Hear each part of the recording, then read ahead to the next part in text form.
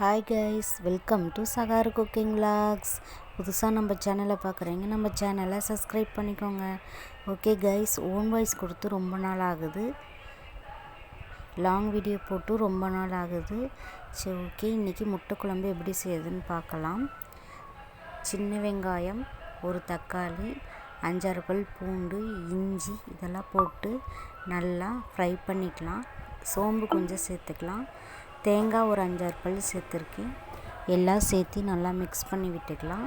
Mix பண்ணி விட்டுட்டு fine பேஸ்ட்டாக அரைச்சிக்கலாம். இப்போ பிரியாணிக்கு தேவையான எல்லாமே ஆட் பண்ணணும். நான் பட்டையும், பிரியாணி இலை, சோம்பு, கடுகு இதெல்லாம் சேர்த்துருக்கேன். ஒரு பெரிய வெங்காயம் சேர்த்துருக்கேன். தக்காளி ஒன்று சேர்த்து எல்லாம் நல்லா மிக்ஸ் பண்ணி விட்டுறலாம். கருவேப்பிலை ஆட் பண்ணியிருக்கேன். தேவையான அளவு உப்பு சேர்த்து எல்லாமே நல்லா வதக்கிக்கலாம். இன்னும் நான் சாம்பார் தூள் கொஞ்சம் ஆட் பண்ணியிருக்கேன். மஞ்சத்தூள் கொஞ்சம் ஆட் பண்ணியிருக்கேன்.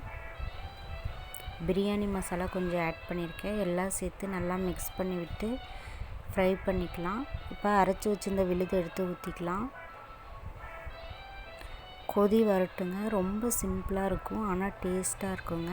பேச்சுலர்ஸ்லாம் ட்ரை பண்ணலாம், குயிக்காக முடிஞ்சிடும். நல்லா கொதி வந்துருச்சுங்க. ஒரு டம்ளரில் முட்டை எடுத்து ஊற்றி உள்ளே ஊற்றிக்கலாம். சூப்பராக இருக்கும்.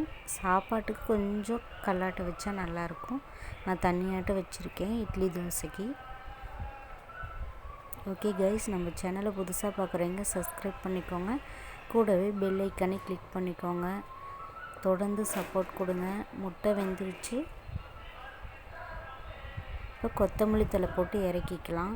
உடைத்து ஊற்றியும் முட்டை குழம்பு ரெடி. நான் 2 டைப்பில் வைப்பேன். இன்னொரு டைம் நெக்ஸ்ட் டைம் போடுறேன்.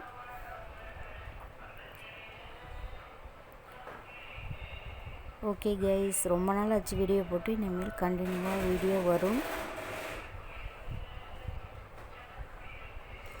ஷார்ட்ஸ் மட்டும் போட்டுட்டு இருந்துட்டேன், வீடியோவில் கவனம் செலுத்தலை. ஓகே, அந்த சேனல் கொடுத்த மாதிரி இந்த சேனலுக்கு சப்போர்ட் பண்ணுங்கள்.